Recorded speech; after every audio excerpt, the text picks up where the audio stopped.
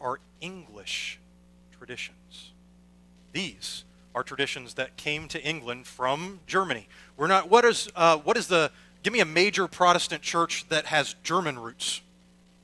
You know, the Lutheran church, right? You can even go to some Lutheran churches and hear the service, the liturgy done in German. What is a denomination that has strong Scottish roots? Presbyterian church, okay?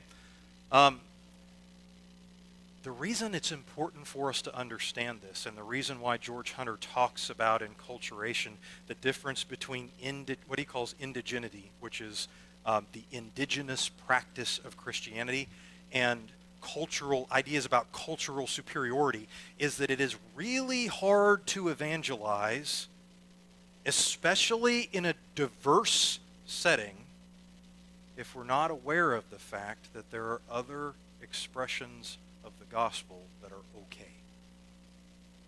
Now, does that mean that our cultural expression of the gospel is wrong? No.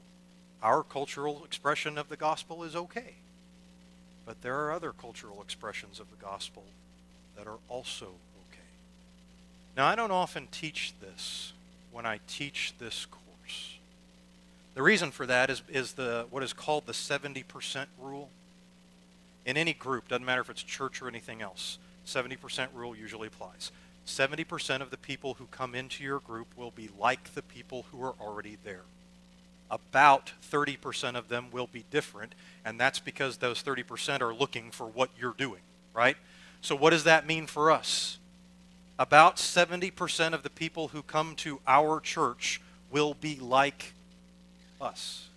What does that mean? What does it mean to be like us? Be honest about that. What does it mean? What are we like? So about 70% of the people who come will be awesome, right? About 30% of the people will be terrible, but they'll come anyway. Well, friends, we're not a real racially diverse congregation, are we? Much of our ethnic composition comes from somewhere in Western Europe, right? At least our history will have. Now, we're all going to have mixed ethnicities, but in large part, we're not a hugely diverse congregation. So that means that about 70% of the people who are attracted to us will be like us. Now, what do you know about where we are in Oklahoma City, where Southern Hills United Methodist Church is planted? What do you know about the region that we live in? More diverse community?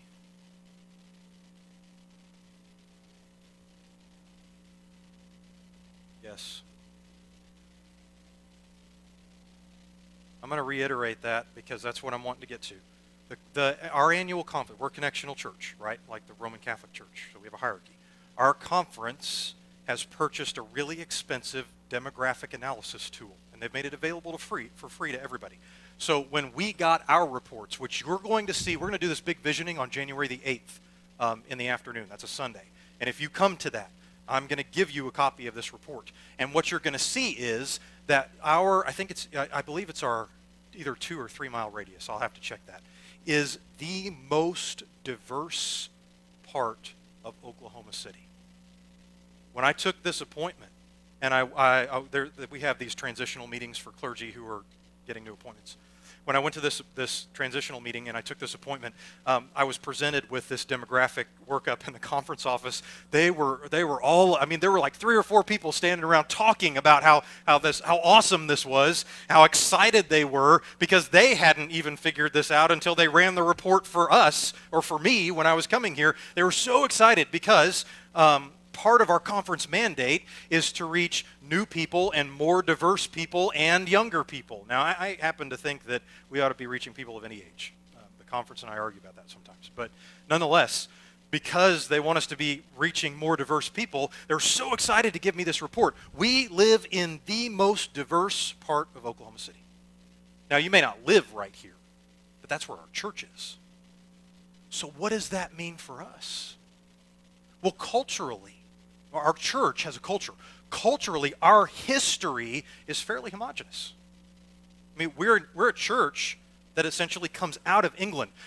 George Hunter refers to that as an imported from Europe church, if you read his writing for this week in those 2 chapters.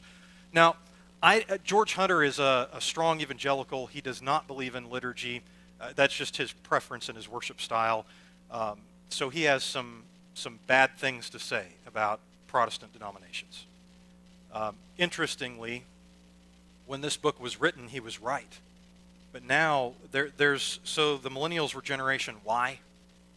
There's a generation behind them called Generation Z. I'm in Generation X. I don't know what they're going to do after that. Generation AA, maybe? I don't know. They're being called the I generation, and they have a couple of other names associated with them.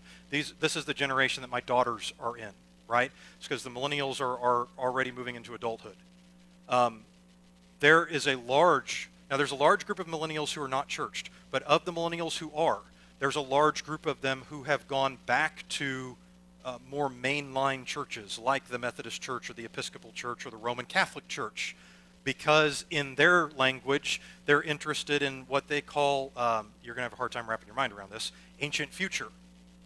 When they go to something, not only do they want it to be authentic, they want it to have strong and long roots, but they also want it to be moving into the future, right? So a little bit of the reality of the world has changed since George Hunter wrote that book. What matters for us is that we have to be aware. Should we change everything about everything that we do because we live in a diverse area? No. We should be proud of our culture, but we need to understand what our culture is. We need to understand where we are, and we need to understand this. There are ways to do what we do while still being faithful to who we've been and accommodating who we will be. Does that make sense? There are ways to do what we do while being faithful to who we've been, and that means we can honor our heritage. We don't need to, for instance, decide. One of my friends is named Carlos Ramirez, and he is responsible for diversity in the annual conference. Carlos he grew up in Mexico. He talks about how, we'll be wise to reach out to Hispanic populations. The Baptist Church right up the street has a great Hispanic ministry. But he often makes jokes about how if all of us white people decided that we wanted to have a Spanish-speaking service, any Hispanic who came to that would just think we were being stupid, which he's right about. I can't do that. There are ways for us to honor who we've been, but also be aware of who we need to become based on what's going on around us and who we need to reach out to. That's what enculturation means. It means that as we do what I'm about to teach you, we have to do that with an understanding that we're reaching out to a diverse group. Now, we can reach out to that diverse group and say, here's how we do what we do here, and here's why we do it this way. And you know what? We're one of many. It's okay when we reach out to people to say, you know what? We might not be the right place for you. I have an idea of where a good place for you might be. If you don't like liturgy, it's probably not the right place for you. At least not the way that we do things now. It's okay to say that, right? But it's also okay for us to take a look at the group that we're reaching out to and say, what else can we do in addition to what we're already doing? What else can we do to reach out to this group and bring them into our connection? That's what we're going to talk about, okay? And that's hard because what I just told you in a very lengthy way, using big theological words, is that you can't evangelize without being a little bit open to change. And as Christians, that's one of the areas in which we struggle. We don't like to change. And we don't like to change for good reason, right? We don't want to have somebody come in and say, well, you did it this way, and by the way, this is what I liked. Now we're going to do everything completely and totally different, and it's not what we used to do. We're going to be completely different now, and we just want you to like it. But change doesn't have to be that. Over the next couple of weeks, we'll talk about what some of that can mean. As we do that, I want to take a look at how people like St. Patrick and the Celtic Christians reached out to the barbarians in their midst. That's what George Hunter calls them. And I'm going to use that language because at the end of his book, he talks about what is necessary to reach out to the new barbarians. Before we get there, What kind of change in your religious practice scares you the most? What kind of change in your religious practice scares you? What are you most afraid of? Say that a little louder. Losing church. Why?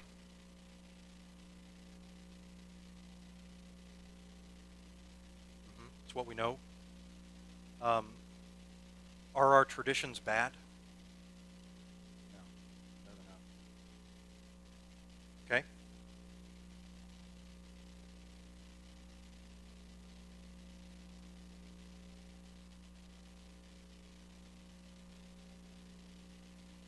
So we're comfortable with our structure, and when we change, that structure we've relied upon kind of makes our foundation feel a little less steady.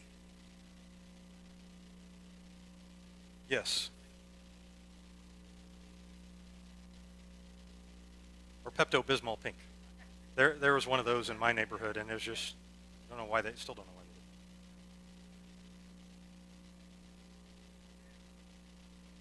they did. It does. What else? What else scares us?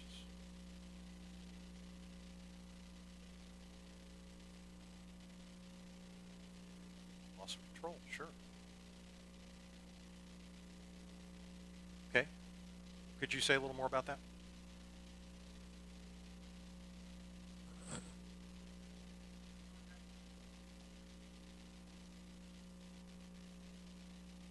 Change for the sake of change. The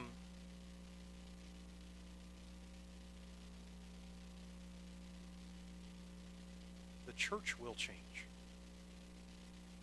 The church has changed over your lifetime. Some of it has been good, some of it has been bad, some of it you have been a part of, and some of it you have resisted. But it will change. We're worshiping now in a building that has electricity, which means we use lights and we have air conditioning. We have gas, or I assume we use gas. We have heat here. We have screens.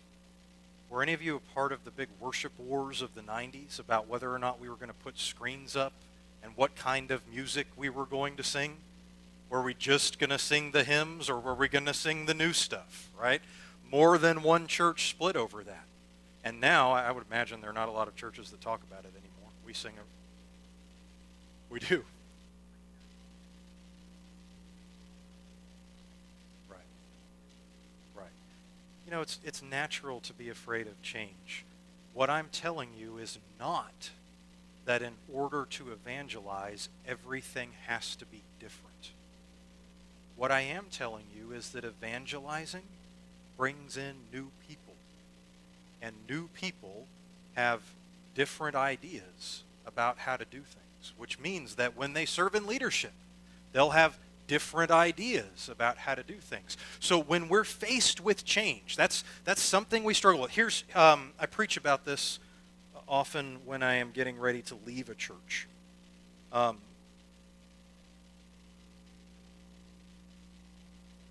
What we're afraid of is that the chapter we're stepping into won't be as meaningful as the chapter we just finished. What we're afraid of is that what is to come won't be as meaningful for us as what we have just finished. If you're telling me that I'm at a point now where I have to change, where there's going to be a change, then my fear is that I don't know how this change is going to play itself out. The change works in an organization on a bell curve, right? So there's always people at the front of that bell curve, and those are the people that just want to change for the sake of change. You bring up change, and they're like, woohoo, let's change, you know? They don't even care what it is. You don't even have to tell them what you're going to do. You just tell them you're bringing in a change, and they're on board with you, right? Then there's a large group of people in the middle, and that group of people will say, well, you know, if it's something that makes sense and something that needs to be done, and we implement it well, then sure, as long as we take enough time to do that. And then there's a small group of people on the back, right? And you don't even have to get the word change out. If you put that CH together, they're already like, nope, nope, nope. If you do that, I'm not coming anymore. Which is always weird, because if they stopped coming, for them, that would be a change, right? They would have to go somewhere else. I've never understood that. So what we need to be aware of is that the church changes. If the church changes, it's going to be okay because there are more ways to express the gospel than just how we're accustomed to. We also need to be aware that the church can grow, and this is what you need to hear. The church can grow while maintaining the traditions and the structure that we're so fond of. That's possible. So we live in a diverse area. That means that if we're going to evangelize, we do want to invite people to be a part of what we're doing. We've got to be really careful that we don't tell people that they can only be a part of what we're doing if they keep their mouths shut and don't suggest anything different. My first appointment ever was in Durant.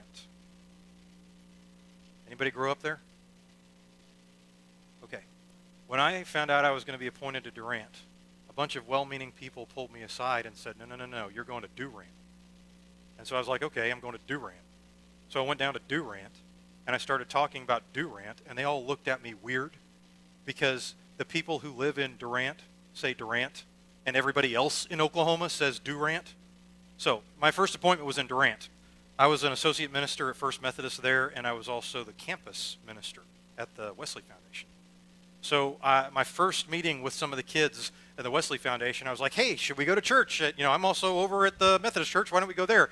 I said the same thing in my first administrative meeting with the people at First Church in Durant. So when I said, hey, I'd love to bring the kids over, what do you think the people in the church said in my first administrative council meeting? When I said, I really want to bring more college students over to the church, what do you think the people in the church council said about themselves? Do you think they said, we don't want those kids at all? They said, oh, no, that's awesome. We are really hospitable people. We take hospitality seriously. We are really welcoming people. And then I go over to the campus ministry. I'm like, hey, I noticed that a lot of you don't go over there. Why don't we go this Sunday? You know what they said? No, those people are really rude. They're really mean to us. Last week we talked about how difficult it is to enter a small to medium-sized church. Do you remember that? Why did we say that's difficult? Everybody knows everybody. Makes you feel like you stand out. Makes you feel like you don't have a group to be a part of, right? So if we're going to reach out, friends, if we're going to reach out, we're going to reach out to the community that we're in. That's what's practical for us. If we wanted to stay a white, suburban, middle-class congregation, we would have had to have changed locations 15 or 20 years ago. The community around us is changing. If we wanted to maintain that kind of a demographic and grow, that means we have to have a compelling reason for white suburban middle-class people to drive here from wherever they might be living. Now, what makes that problematic?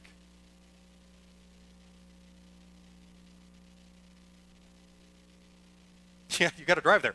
And if I'm going to drive to go to a church, then I'm going to drive to go, given the number of churches that I pass going anywhere, if I'm going to drive to go to a church and it's not going to be a church that's close, then there's a reason I'm going to that church, right?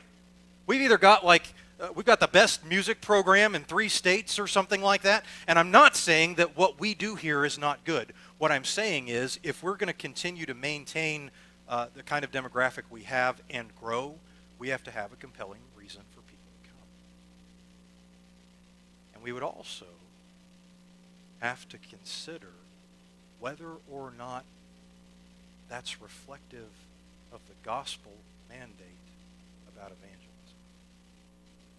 Now, I don't think in my interactions with the people in our congregation, I don't think we are a group of people that don't want to reach out to a racially diverse area. I've never gotten that impression from us. But I think that the reality of taking steps to do that is different than just thinking that we should. If we're going to reach out to the area that we're in, then we're reaching out to, and we need to understand that it is the most diverse part of Oklahoma City, right? So what do we do? That is the very reason that I thought that the Celtic way of evangelism would be good study for us.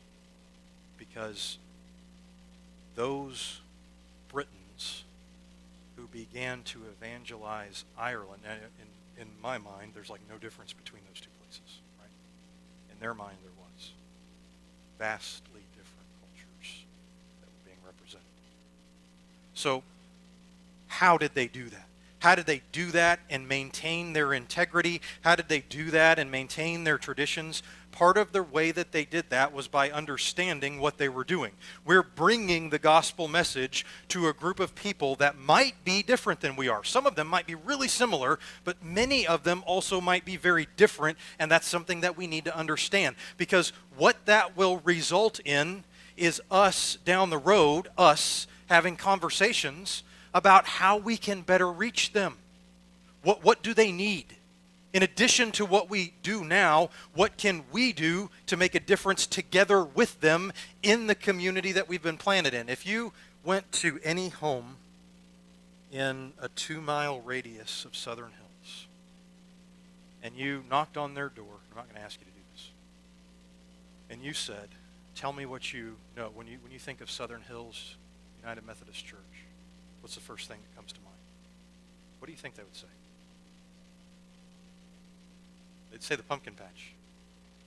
Yes, right. Which we get this, every month we get a certain number of people who are looking for a funeral at Southern Hills Baptist Church, First Baptist, or whatever it is, First Baptist Southern Hills. So let's take pumpkins off the table. What do they say? Fall festival, okay? Which may be, they may very well do that. That could also be something that they confuse with the Baptist church, but they may know that. What else? Where is it? Fair question. I'm going to bring this up again. If our church ceased to be in existence today, what impact would that have on the community that we're in?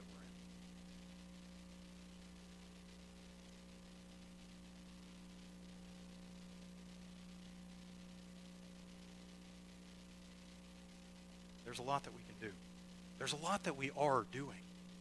We're a good church. When I was asked to come here, I was told that we're at a church that's been strong and healthy for a long time. We have a good, active base of members who participate regularly. I was also told that we were a church that wants to grow. If we're a church that wants to, which is that didn't surprise me. This was a new church start in the 1960s, right? Early 60s, late 50s, 62. Okay. That kind of spirit, the kind of spirit that resides in people who do something like that, is a spirit that wants to take the gospel into new places. So it didn't surprise me to hear that the church wants to grow. What's hard for us is that the world kind of changed around us. And not only did how people view church change, but how people behave in general has changed, and the demographic that is around us has changed since the 1960s. And that puts us in a position where many of us, we don't want to change everything about our church, and you would never find that in me. I like the United Methodist Church, and I like our traditions, which is why I'm a United Methodist minister. That said, if we brought in new people and they said, hey, we have this idea to do something that would be awesome in the CLC on Thursday night, if we could resource it, most of us would say, yeah, let's do that. It's a great idea. We're not afraid of doing what needs to be done to spread the gospel. We're not afraid of doing what needs to be done to invite people to come to church here. That's why this church started. We just don't know what to do. As we've started this study, a number of you have kind of pulled me aside throughout the course of the last week and said, what I struggle with is I don't know what to do.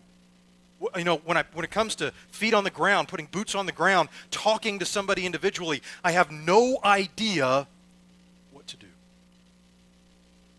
Okay. Celtic Christianity used this 5-fold method of evangelization. It's very practical, and it makes an awful lot of sense. It incorporates some things that we don't do today, and it requires that we look at evangelism in a way that's a little bit different than what we've probably associated with it. Okay? So when we talked last week about evangelism, we talked about things like going up and talking to people about the gospel, trying to share the gospel message with them, specifically with people that we may not know at all or may not know very well. And that's a scary thing to do because we don't know how to even initiate that conversation, much less whether they would be receptive to it or not. The interesting thing is that Celtic evangelism, Celtic Christianity, what George Hunter says, is that is entirely the wrong way to evangelize. Not that there's never a situation in which you would have a message or a conversation about the gospel message with somebody that you don't know. If that situation arises, have the conversation. Trust that God is going to tell you what to say. And by the way, that is the answer to what if I don't know what to say. The answer to what if I don't know what to say is trust that the Holy Spirit will let you know what to say when that time is right. I did not know if I could trust that when I began in ministry. I know now without a doubt that I can trust that. Being in situation after situation where I have absolutely no idea what to say. I know that the Holy Spirit will do that. That is the answer to that question. So there are exceptions to every rule. There will be times when you have the opportunity to have a conversation about the gospel message with someone that you don't know and have never met. My guess is that will happen fewer than 5 times in the course of your entire life. That kind of situation will arise naturally. So here's what Celtic Christianity did. First off, they did not go to people individually. They went in teams. They made teams or sent out groups of people to work with other groups of people. So they didn't send out a group of people to go after one person because that would be overwhelming, right? They sent out groups of people, they sent out teams of people to minister to other people. And what they did was go into communities and identify a way that they could be in ministry with that community. Now, in some cases, that would be a way that they could be in ministry for or to the community, but in most cases, it was with. Why is with better than for or to?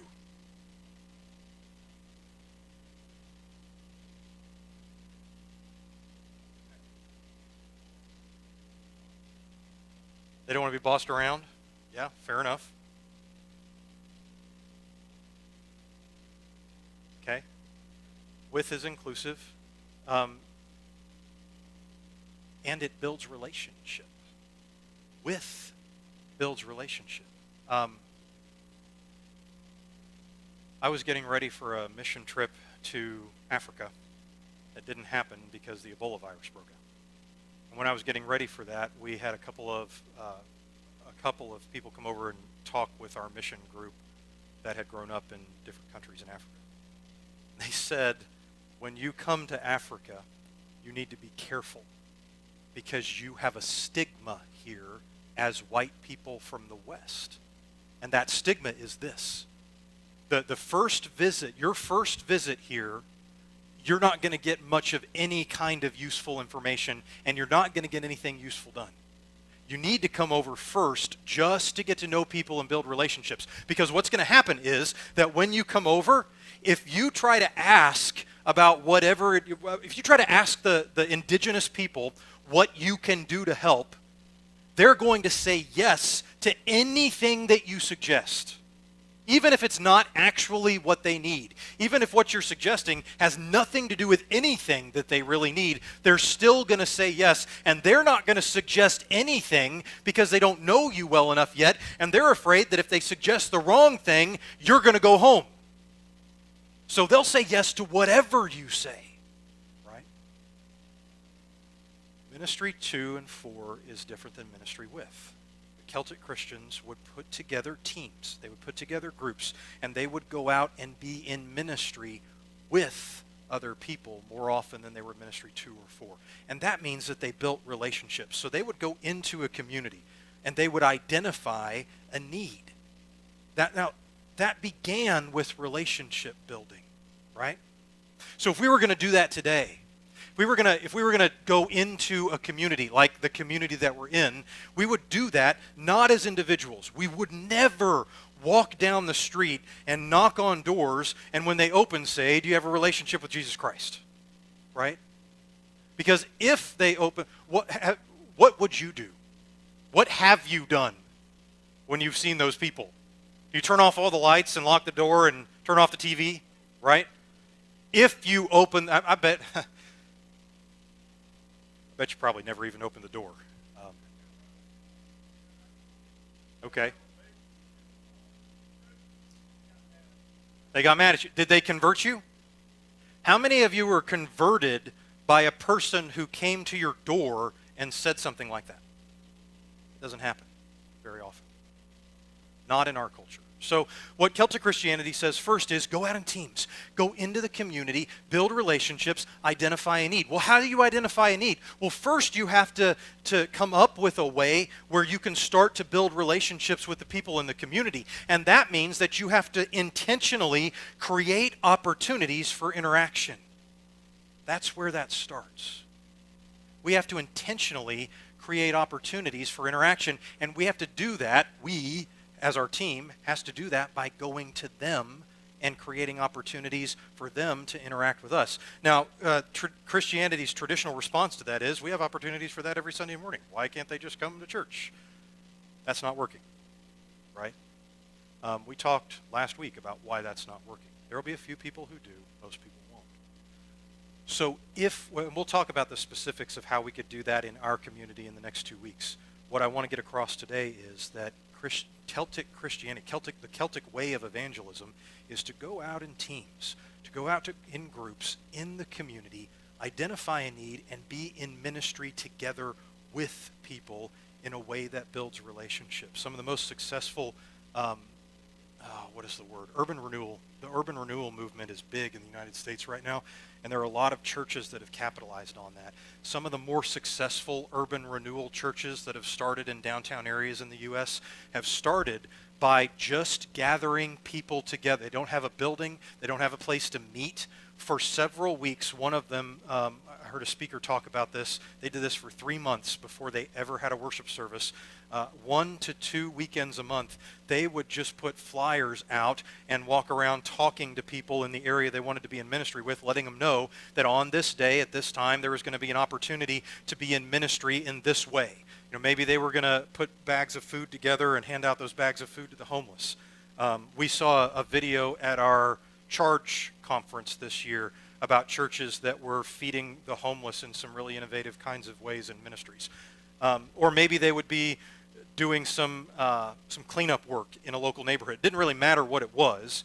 For weeks or months, they would gather people together to be in service just once or twice a month, together for a few hours, doing something that made a difference in the area that they lived in.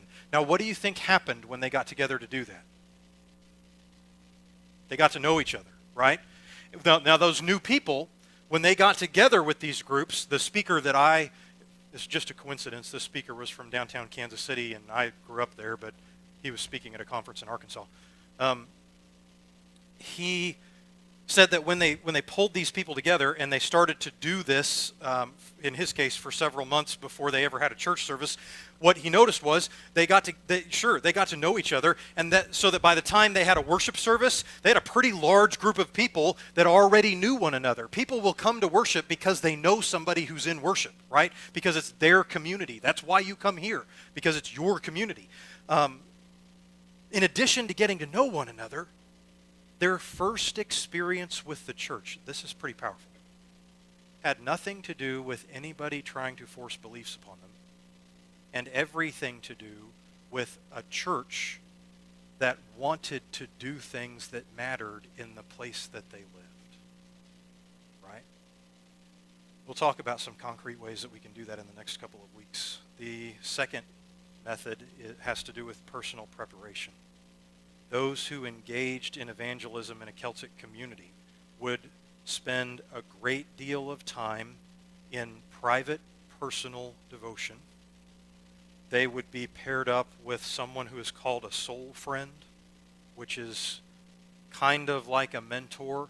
and kind of like a really close friend whom you can have accountability with, then they would also be put in a small group, and then they would also participate with the larger community. Now, I want you to think about your faith journey and your preparation, right? How do I trust? This should be common sense. How do I trust that the Holy Spirit is going to tell me what to say when I need the words to speak? Because I know the Holy Spirit. It is really difficult to follow a God that you don't know. It is really difficult to get to know a God that you don't spend any time with. If I never spent any time with Kate, guess what? I wouldn't know her. As Christians, we have a hard time with that process of personal spiritual growth, but the Celtic Christians took that seriously. So they spent time alone in prayer, in contemplative prayer. There are two types of prayer. Actually, there's 4 or 5, but there's two big categories of prayer. And the first is petitional.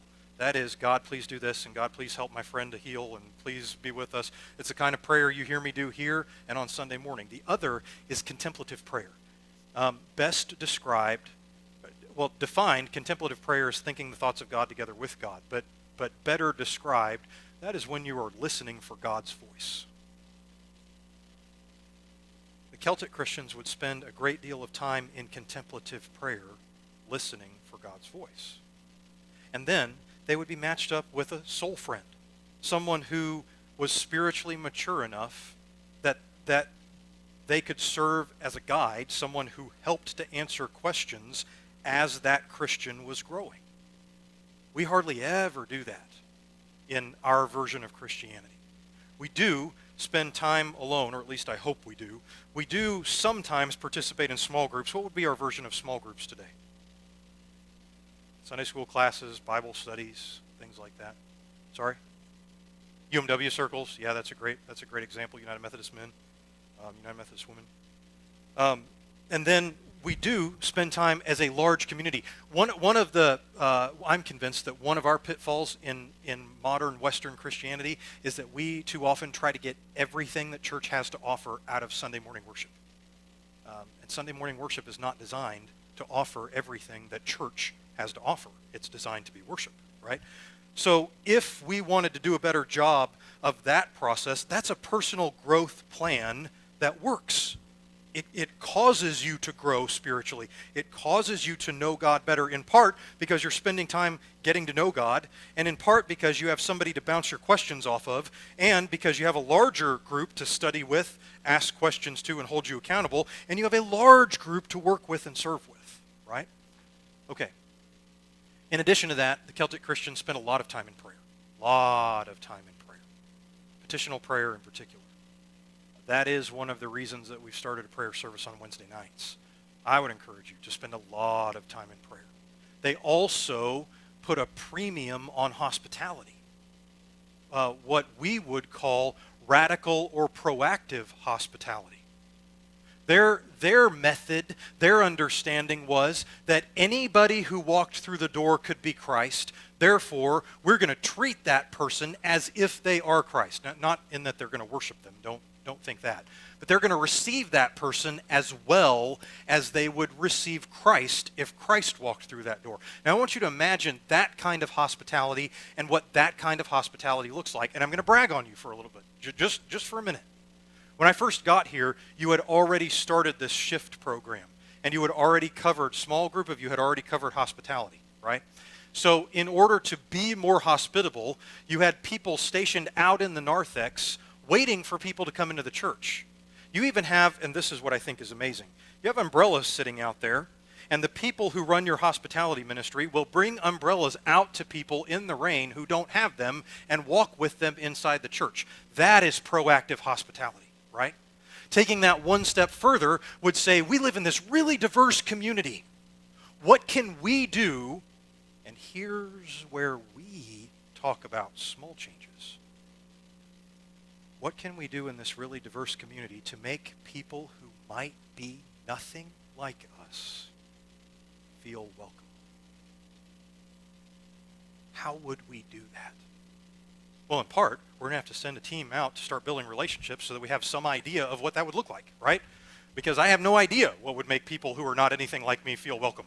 I need to get to know them and hear from them what would make them feel welcome. Now, some of those things, maybe they come up with ideas that are totally ludicrous that we could never do. But maybe we also learn a few things that would help us to also be welcoming to other people. And then finally, the last method, and I'll finish with this, has to do with understanding what the goal is. What is it that we're after? Because if what I'm after is a conversion, then my tactics look very different. But we already talked last week about the difference between believe to belong and belong to believe, right? He writes a little bit about that this week. The difference being that the Roman method was always to try to get people to believe, and if they believed, then they could belong. But the Celtic method was all about getting people to belong.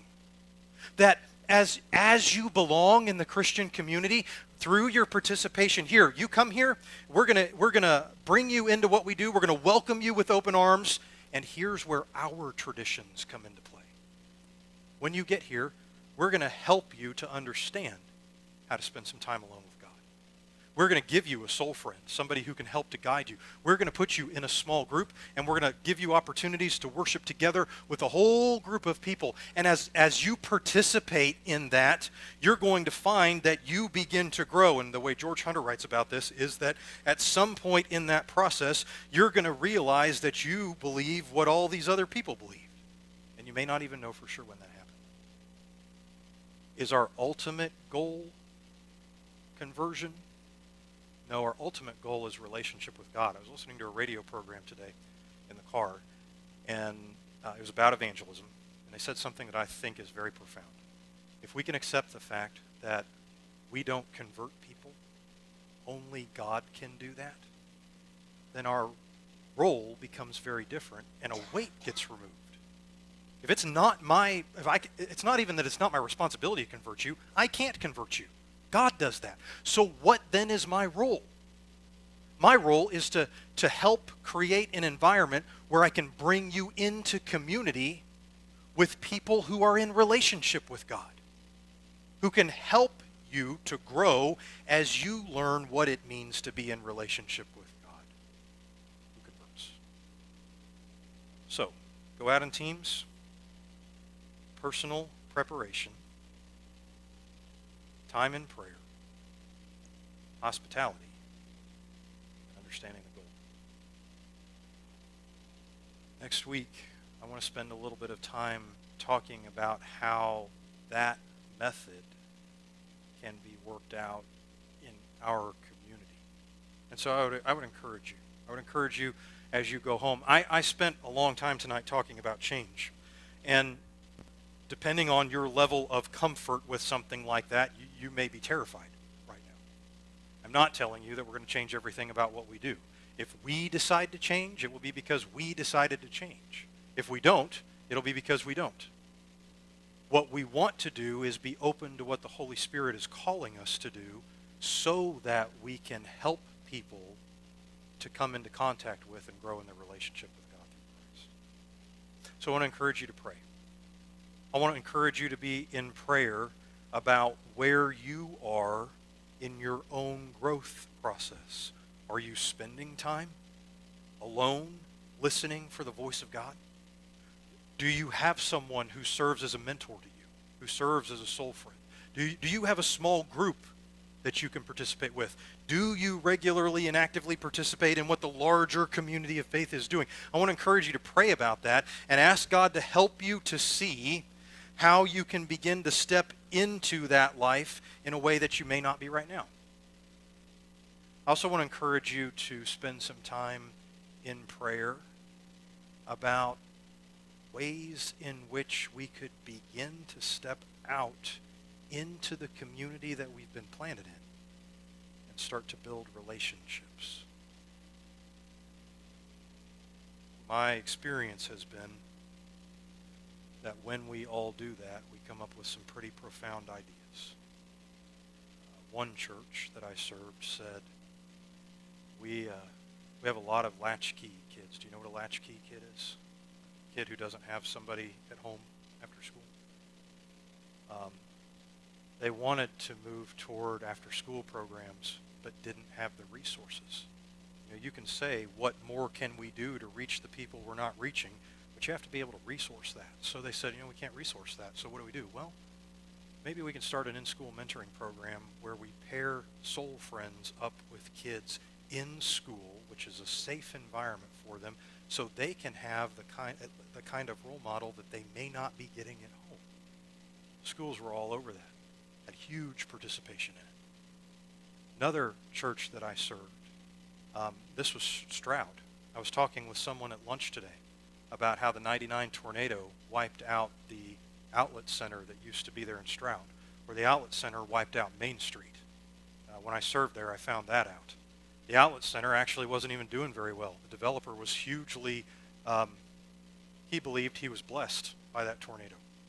The problem was that when the outlet was gone, the economy of Stroud never recovered. And so they had a huge free and reduced lunch rate at their school, like huge, like 70% or something like that. I mean, it was huge. And so when they started to take a look at how they could reach out and start building relationships with people and making a difference. And again, we've got to understand that we are people who are a part of the community. That conversation can begin with us. They said, we need to feed people. Long story short, they started a small food pantry that grew into another building.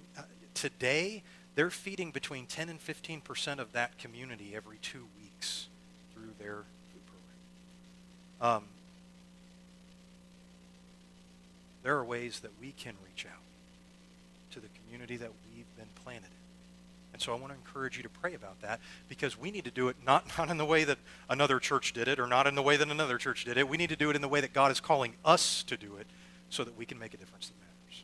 All right? Okay, we're a little bit over, so I want to pray for you and with you, and then we'll get together next week and we'll talk about some specifics. God, we want to give you thanks for what you're doing in our community of faith.